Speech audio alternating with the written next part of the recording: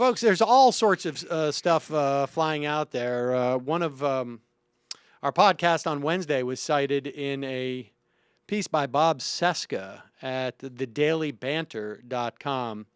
And it is indicative of the many pieces that we are starting to see to attempt to argue that the revelations that we have been made privy to via the Washington Post, at least in some part, and Glenn Greenwald and the Guardian more so, are nothing new, but the claims are dubious. And let me read specifically what was written here in reference to what we talked about on Wednesday on this program.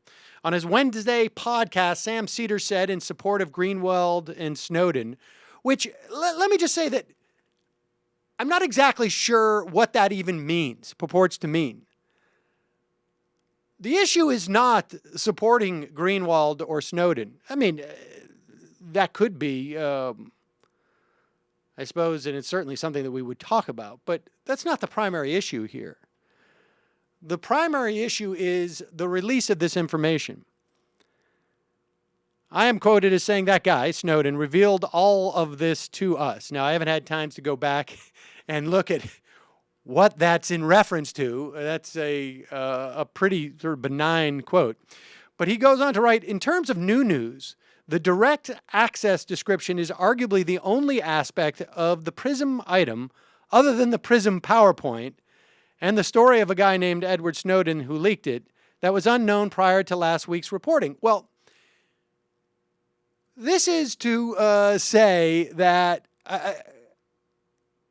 this is, I'm trying to think of what the analogy here is. But the fact that we have direct evidence, the fact that the PowerPoint that the NSA uses internally describes as their access to this information as direct access is relevant and is important. Now, Bob Cesca may have been aware of all that the NSA was doing.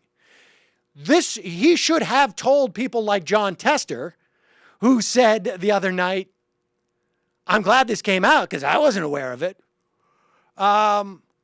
He should have told Loretta Sanchez that, hey, we all knew this. The fact that it caused the NSA to come and tell you that this is simply the tip of the iceberg and you were, quote, unquote, astounded.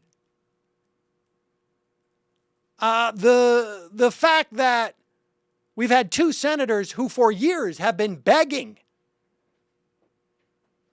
reporters to find some way of telling this story, Bob Cesca should tell those two Democratic senators, Ron Wyden and Mark Udall, that this was already known, guys. Somehow Bob Cesca has had this information, and maybe we should investigate that. How did Bob Cesca have this information? He goes on to say, it's not holding water under scrutiny. We have no scrutiny of this program. This is absurd. It's absurd to say that we have scrutiny of this program, or to the extent that we have, it's only a function of this reporting. It's just absurd. If you want to defend the fact that the NSA, and let me quote from Greenwald's response to this. It's not a direct response to these charges, but he goes on to say, and there's been a lot that's apparently made of this direct access, that apparently the NSA is incorrect in its own internal documents. And we know that the NSA is incorrect according to its own internal documents because the NSA has now said that's incorrect. And the tech companies, which are by law not allowed to disclose this information, are also denying it.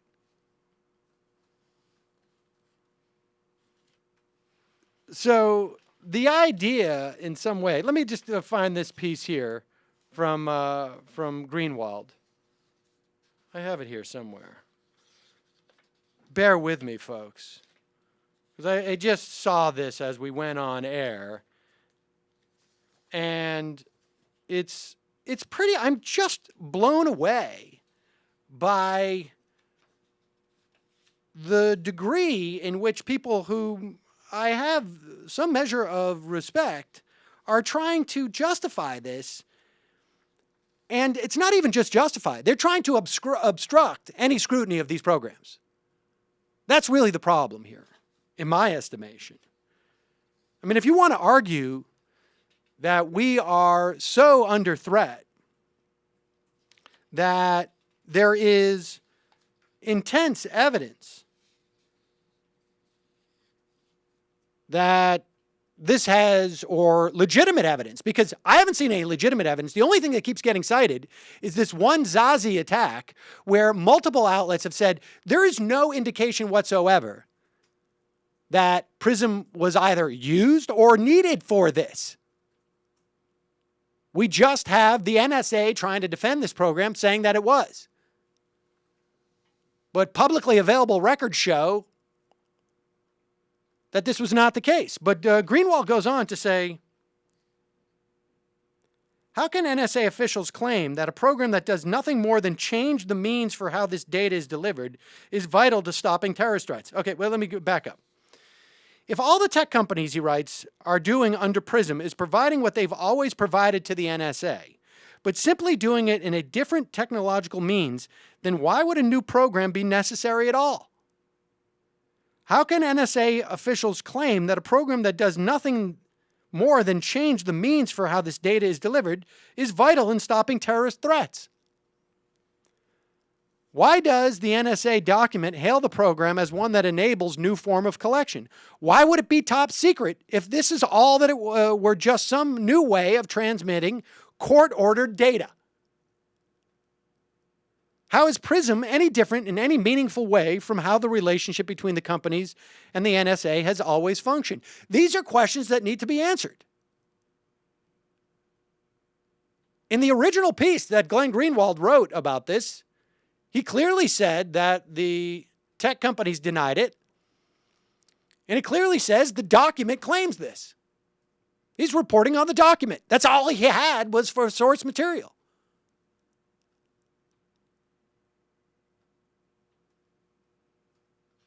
It's stunning. And these same people are saying there's no examples of any abuse of this stuff.